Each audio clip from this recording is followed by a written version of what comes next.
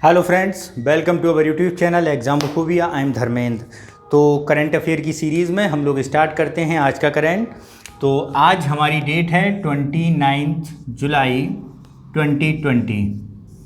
तो 29 जुलाई को मनाया जाता है एक डे। उस डे को देखते हैं और उसके क्या क्या कॉन्फ़िगरेशन हैं, क्या क्या डेट में होता है और किस से रिलेटेड है, उसे ज़रा हम लोग फाइंड आउट करते हैं। तो 29 जुलाई को मनाया जाता है आपका वर्ल्ड टाइगर डे, वैश्विक बाघ दिवस। ठीक है, इसमें क्या है जरा इसे देखते हैं। तो भारत में अगर हम बात करें तो आज भारत में टाइगरों से रिलेटेड रिपोर्ट को लॉन्च किया गया और इस रिपोर्ट में क्या है जरा उसे देखते हैं, सुनिए आप। तो आज रिपोर्ट में ये कहा गया कि भारत में कितने टाइगर रिजर्व हैं? 50 टाइगर रिजर्व हैं। ठीक, और इन 50 टाइगर रिजर्वों में से जो 3 हैं वहाँ पर कोई टाइगर मौजूद नहीं है। वो 3 कौन से हैं? आपका बुक्सा, आपका पलामू और आपका डंफू। क्या है? बुक्सा, पलामू और मिजोरम का डंपा रिजर्व। ठीक, ये है आपका वेस्ट बंगाल में, ये है आपका झारखंड में और ये है आपका मिजोरम में। ठीक, यहाँ पर कोई टाइगर नहीं है। ठीक, एक तो ये हो गया। दूसरी बात, अगर बात करते हैं कि कितने टाइगर हैं, तो भारत में इस समय टाइगरों की संख्या है 2967 टाइगर्स। कितने हैं? 2967 टाइगर्स हैं। ठीक, और अगर हम बात करें सर्वाधिक टाइगर किस स्टेट में हैं, तो सर्वाधिक टाइगर जो हैं वो हमारे मध्य प्रदेश में हैं। कहाँ पर हैं? मध्य प्रदेश में लगभग 526 टाइगर हैं मध्य प्रदेश। इसी कारण मध्य प्रदेश को बाघ की राजधानी भी कहा जाता है, बाघ प्रदेश भी कहा जाता है, टाइगर स्टेट भी कहा जाता है। ठीक है, और अगर हम पर्टिकुलर इसकी बात करें कि सर्वाधिक टाइगर किस नेशनल पार्क में हैं, तो सर्वाधिक टाइगर आपके हैं कॉर्बेट नेशनल पार्क में। किसमें? Corbett national park. Corbett national park में वहाँ पर हैं आपके 531 टाइगर। ठीक, और इसके बाद का अगर हम बात करते हैं तो इसके बाद आपके हैं नागरहोल नेशनल पार्क, वहाँ पर हैं 127, और बांदीपुर नेशनल पार्क, यहाँ पर हैं 126। ये दोनों आपके हैं कर्नाटक में। कहाँ पर हैं? कर्नाटक में। ठीक है, तो ये क्या हुआ, टाइगर से रिलेटेड कुछ कॉन्फ़िगरेशन हुए, कुछ पॉइंट्स हुए जो आपको जानने के लिए महत्वपूर्ण हैं। और ये जो टाइगर की जो पॉपुलेशन सेंसस हुआ है उसमें ये डाटा कल रिलीज़ किया गया है, और ये डाटा है दिसंबर 2018 तक का। कहाँ तक का है? दिसंबर 2018 तक का टारगेट डाटा है। और यहाँ पर एक चीज़ और याद रखना आप लोग कि बाघ, अगर हम बात करें किन किन देशों को बाघ की श्रेणी में रखा गया है, तो भारत, नेपाल, भूटान, बांग्लादेश, कंबोडिया, चीन, इंडोनेशिया, लाओस और आपका मलेशिया, म्यांमार, इन देशों को बाघ की श्रेणी के रूप में, बाघ के देशों की श्रेणी के रूप में भी रखा गया है। ठीक है, तो टाइगर से संबंधित ये डाटा है। और मैंने टाइगर डे के बारे में इसलिए बताया क्योंकि लास्ट ईयर एग्जाम में विश्व बाघ दिवस पूछा गया था यूपीपीसीएस में। तो आपको उसके साथ साथ क्या क्या जानकारी और महत्वपूर्ण है वो मैंने आपको यहाँ पर फाइंड आउट कर दी है। और इसके बाद हम लोग आज के अपने अगले टॉपिक पर चलते हैं, अगले करंट पर चलते हैं। ठीक है, और आप लोग इस बात पे ध्यान रखना कि ये जो मैं बता रहा हूँ ये प्रत्येक वर्ष रिलीज़ होता हुआ डाटा है, प्रत्येक 2 वर्ष में ये रिलीज़ होता है। और भारत में टाइगर रिजर्व का जो कल्चर वो स्टार्ट हुआ है वो हुआ था आपके टाइगर रिजर्व, टाइगरों को सेव करने के लिए। ठीक, इसके बाद हमारी अगली न्यूज़ है रोजगार पोर्टल से संबंधित। किससे संबंधित है? रोजगार पोर्टल से। इसमें जरा देखते हैं। आप लोगों को बताया था मैंने कि कोविड-19 के कारण प्रत्येक राज्य में प्रवासी जो मेट्रोपॉलिटन सिटीज़ हैं इंडिया में, चाहे मुंबई हो, कलकत्ता हो, दिल्ली हो, चंडीगढ़ हो, गुड़गांव हो, एनसीआर नोएडा वाला क्षेत्र हो, ठीक है, वहाँ पर मज़दूरों का प्रवास हुआ और मज़दूर अपने गृह नगर और गृह राज्य में वापस चले गए। तो इससे हुआ क्या? तो वहाँ पर उनके कामगारों की संख्या कम हो गई। तो सरकार ने, प्रत्येक राज्य की सरकार ने अपने अपने हिसाब से उसका सॉल्यूशन ढूंढा। तो उसी सॉल्यूशन में दिल्ली की सरकार ने एक पोर्टल बनाया है। तो दिल्ली की सरकार ने इस रोजगार पोर्टल का नाम दिया था रोजगार पोर्टल। अब इसमें क्या है, इसको ये देखिए ज़रा। इस पोर्टल के द्वारा जो नियोक्ता होता है, यानी नियोक्ता का मतलब है आपका कंपनी का ऑनर, या फिर जैसे आपका व्यवसायी हो गया, इंडस्ट्रियलिस्ट हो गया, आपका जो आपको ठेका लेते हैं ठेकेदार हो गए, और आपके अन्य व्यापारी हो गए जिन्हें मज़दूरों की आवश्यकता होती है, जिन्हें स्किल्स लेबर्स की आवश्यकता होती है, वो यहाँ पर इस पोर्टल में जाके अपने कंपनी का रजिस्ट्रेशन करा सकते हैं। और जिसे ज़रूरत है, यानी जो प्रवासी मजदूर को जॉब की ज़रूरत है, वो भी इस पोर्टल में जाके अपनी इंटरेस्ट के अनुसार रजिस्टर्ड करा सकता है।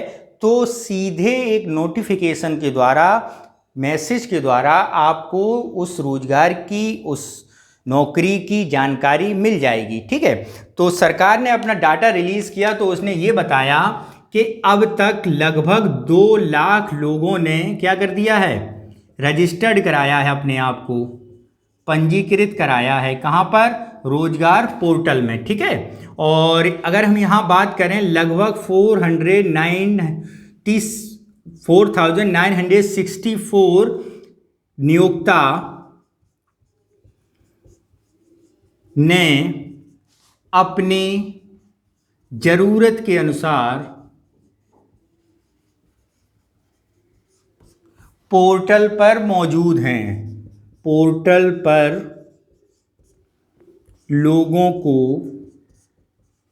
लोगों से संपर्क किया है। ठीक है, ये बात हो गई। ठीक, तो कोविड-19 के कारण लोगों को इससे बात क्या होगी, इससे देखो एक तो टाइम की बचत होगी, और दूसरी बात है लोगों को रोजगार के लिए ये नहीं कि अपने घर से पहले निकले, स्टेट छोड़ी, गृह जनपद छोड़ा, फिर दिल्ली पहुंचे, फिर इधर उधर भटके, तब रोजगार ढूंढें।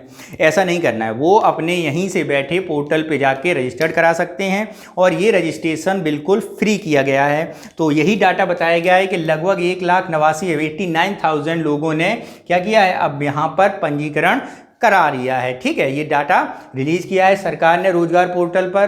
ठीक, तो एक तो आपकी ये न्यूज़ हुई। और अगर हम ये बात करें कि क्या पोर्टल का क्या नाम है, jobsdelhi.gov.in। क्या है? jobdelhi.gov.in। ठीक है, job.delhi.gov.in। इस पोर्टल पे जाके आप जिस किसी को भी काम की ज़रूरत है वो वहाँ पर क्या कर सकता है, रजिस्ट्रेशन करा सकता है, और इसे भटकना नहीं पड़ेगा रोजगार के लिए। ठीक है, एक तो ये हुआ रोजगार पोर्टल से संबंधित। अब हम लोग अपनी अगली न्यूज़ पर चलते हैं। अगली न्यूज़ हमारी है मास्क से संबंधित। क्या है कि सरकार ने मास्क, फेस शील्ड, सैनिटाइजर के साथ क्या कर दिया है, चश्मे को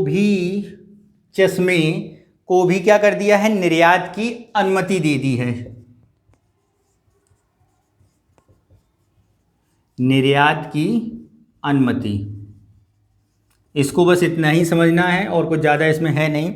ऐसा है कि पीपीई किट यानी सेफ्टी किट जो कोविड-19 से बचाती है, उसमें भारत अपनी ज़रूरत के लिए तो उसका उत्पादन कर ही रहा है, साथ ही दूसरे देशों में भी फेस शील्ड, मास्क, सैनिटाइज़र और आपका पीपीई किट को सप्लाई दे रहा है। ठीक है, तो उसी सप्लाई में एक इंस्ट्रूमेंट होता है आँखों की कवच के रूप में हम देखते हैं, चश्मा। तो उस चश्मे को पहले अनुमति नहीं थी, अब सरकार ने उस पीपीई किट के साथ चश्मे को भी निर्यात करने की अनुमति दे दी है। ठीक, तो ये हुआ। इसके बाद हमारी अगली न्यूज़ जो इसमें अनुमति देने की बात करें तो विदेश व्यापार महानिदेशालय द्वारा ये अनुमति दी जाती है। जो आपका एक्सपोर्ट का काम होता है वो भारत के विदेश निर्यात में निदेशालय द्वारा देखा जाता है, यानी कॉमर्शियल डिपार्टमेंट के अंतर्गत। और इस कॉमर्शियल मिनिस्ट्री में जो आपका ये मंत्रालय है वो एक ऐसी सरकारी एजेंसी है जो क्या करती है, भारत में विदेशी व्यापार और विदेशी निवेश को देखती है और उसका नियंत्रण करती है कि कानूनों के अंतर्गत उस पर अपना नियंत्रण रखती है कि कानूनों के अनुसार दी हुई निर्देशों के अनुसार ही व्यापार किया जा रहा है या कुछ नियमों का उल्लंघन किया जा रहा है। तो उसी निदेशालय ने क्या दे दी है, अनुमति दे दी है। ठीक, तो ये न्यूज़ हुई। इसके बाद की न्यूज़ हम लोग चलें तो उसके बाद की हमारी काफ़ी महत्वपूर्ण आज की न्यूज़ है पुणे इंडस्ट्रीज़ यानी डिफेंस टेक्नोलॉजी ऑफ पूना। क्या है, defence institute of advance technology. इसका जरा हम देखते हैं, आश्रय कवच। आश्रय कवच, तो ये समझो कि पुणे में भारत की एक संस्था पुणे विश्वविद्यालय के अंडर काम करती है, डिफेंस इंस्टीट्यूट ऑफ टेक्नोलॉजी। ठीक है, डिफेंस इंस्टीट्यूट ऑफ टेक्नोलॉजी ने कोविड-19 से बचने के लिए एक होम आइसोलेटेड बेड की व्यवस्था की है, या ये समझें एक बेड बनाया है जो होम आइसोलेशन के रूप में, एक मेडिकल बेड के रूप में जाना जाएगा। इसमें क्या होगा, इसमें ये है कि इसको रीयूजेबल है, साफ़ किया जा सकता है। सैनिटाइजर्स जो आपका संगरोधक, एक फंगस को मारने के लिए एक संगरोधी कवच उस पर बनाया गया है जो आसानी से काम किया जा सके। और ये सबसे बड़ी बात यह है, ये पोर्टेबल है, पोर्टेबल मॉड्यूलर है, जिसका प्रयोग के साथ साथ आप उसको होम में ही आइसोलेट के रूप में रख सकते हैं और जिसमें सारी व्यवस्थाएं उपलब्ध हैं। सारी व्यवस्थाओं का मतलब है कि उसमें टेबल, उसमें उसका बेड, उसमें उसका कुर्सी आदि सारी चीज़ें उपलब्ध हैं जो आसानी से दूसरी जगह पोर्टेबिलिटी के द्वारा पोर्टेबल की जा सकती हैं। तो इससे क्या है, मूवेबल जो हॉस्पिटल बनाए गए हैं, और दूसरी बात है जो घर में आइसोलेट की व्यवस्था नहीं हो पाती है उससे भी ये आइसोलेट की व्यवस्था हो सकती है, क्योंकि इसका जो एरिया, कवर्ड एरिया है 10 बाई 10 के कमरे में भी आसानी से अलग होम आइसोलेशन किया जा सकता है। ठीक है, तो ज़रा इसको क्या क्या जानने की बातें हैं इसको ज़रा हम लोग देखते हैं। Defence institute of technology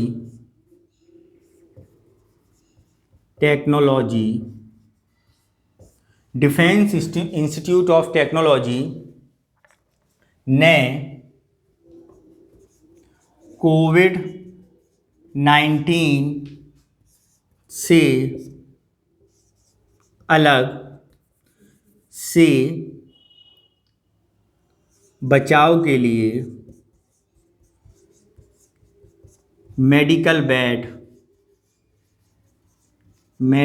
bed आश्रय लॉन्च किया। क्या है इसमें, होम आइसोलेशन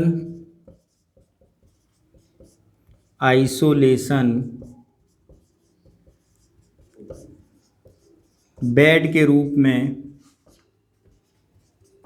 काम करेगा।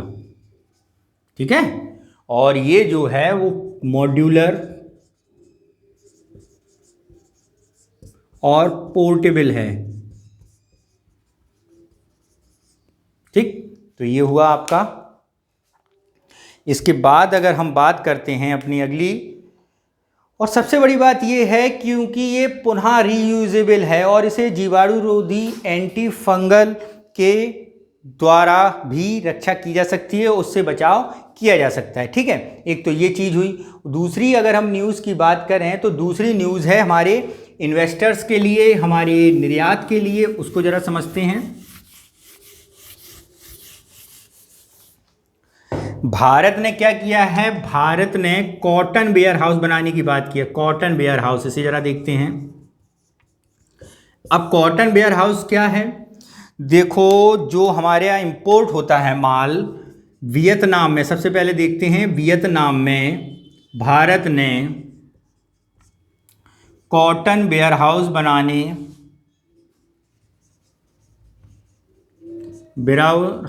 बनाने की अनुमति दी।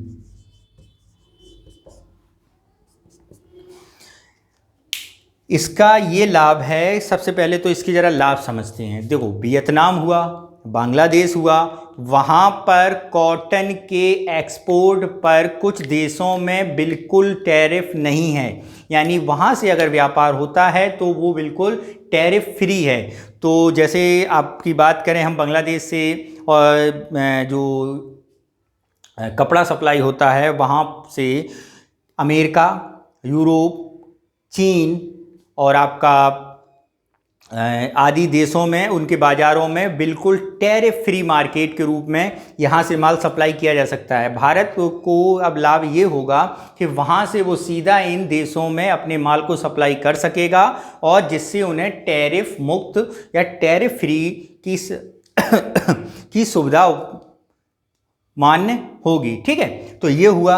और इसका मेन पर्पस जो ये है वो यही है कि एक तो व्यापार को वहाँ बढ़ाया जाए, हम उस देश में तो अपना व्यापार इस्टेब्लिश करेंगे ही, साथ ही उस देश की सहायता से अन्य देश के मार्केटों में भी अपनी मजबूती से अपीयरेंस या वहाँ पर पकड़ बनाएंगे, क्योंकि इन देशों के में वेयर हाउस होंगे तो इन देशों से ही माल वहाँ पहुँचेगा, तो जो क्या हो जाएगा, एक तरह से टैरिफ फ्री मार्केट के रूप में हमें मार्केट उपलब्ध होगा। ठीक है, तो ये अगर हम बात करते हैं तो ये जो कॉटन का मार्केट है ये एस्टेब्लिश या इस पर कंट्रोल रहता है कॉटन कॉरपोरेशन ऑफ इंडिया का। किसका? कॉटन कॉरपोरेशन ऑफ इंडिया का। और ये कॉटन कॉरपोरेशन इंडिया एक सरकारी संस्था एजेंसी है जो निर्यात, व्यापार और आपके खरीद के विभिन्न गतिविधियों को देखती है। ठीक है, और इसे सीसीआई की कपड़ा नीति द्वारा 1985 में बनाया गया था। कब बनाया गया था? 1985 में। ठीक है, जो कपड़ा मंत्रालय द्वारा जारी की गई थी। ठीक, तो एक ये हुआ। और इसके बाद अगर हम बात करें भारत की राष्ट्रीय कपड़ा नीति कब आई, इसमें ही एक टर्म आ जाता है राष्ट्रीय कपड़ा नीति। तो भारत की राष्ट्रीय कपड़ा नीति जो वर्तमान में कारगर है वो आई थी 2000 में। किस नाम से? भारतीय कपड़ा नीति, राष्ट्रीय कपड़ा नीति के अंतर्गत। ठीक है, और ये जो राष्ट्रीय कपड़ा नीति है और इसकी भारत सरकार ने 2019 में एक और कपड़ा नीति बनाई थी, तो इसको 2019 में कपड़ा नीति का नाम दिया गया था कपड़ा नीति 2020 के मध्य में शुरू की जाएगी, लेकिन कोविड-19 के कारण इसे थोड़ा अभी डिले किया गया है। लेकिन फिर भी एक उसी की टर्म्स में, उसी की एक स्टेप्स के रूप में हम लोग ये देखते हैं कि कॉटन वेयर हाउस बनाने की बात की जा रही है। और ये वेयर हाउस बांग्लादेश में भी बनाए जाएंगे, क्योंकि वहाँ से भी टैरिफ फ्री मार्केट पर भारत की पहुँच आसानी से हो जाएगी। तो ये आज का आपका करंट अफेयर रहा, और इस करंट अफेयर का PDF के लिए टेलीग्राम चैनल को ज्वाइन करें, और हमारे कमेंट बॉक्स में जाकर चैनल के में ज़रूर कमेंट भेजें। ठीक है, इसके अलावा मैं और एक न्यूज़ बताना भूल गया कि आज के दिन भारत ने अपनी शिक्षा नीति में तब्दील की है, और हमारे देश के HRD मिनिस्टर रमेश पोखरियाल ने एक शिक्षा नीति के रूप में एक नई शिक्षा नीति लॉन्च की, और उस शिक्षा नीति का नाम दिया गया है India report on digital education 2020। ठीक है, एक तरह से इसमें क्या है, इसमें काफ़ी क्रांतिकारी परिवर्तन किए गए हैं। तो इसका एक हम अलग वीडियो बना के आप लोगों को सामने बताएंगे, इस्टेब्लिश करेंगे, एलुबरेट करेंगे।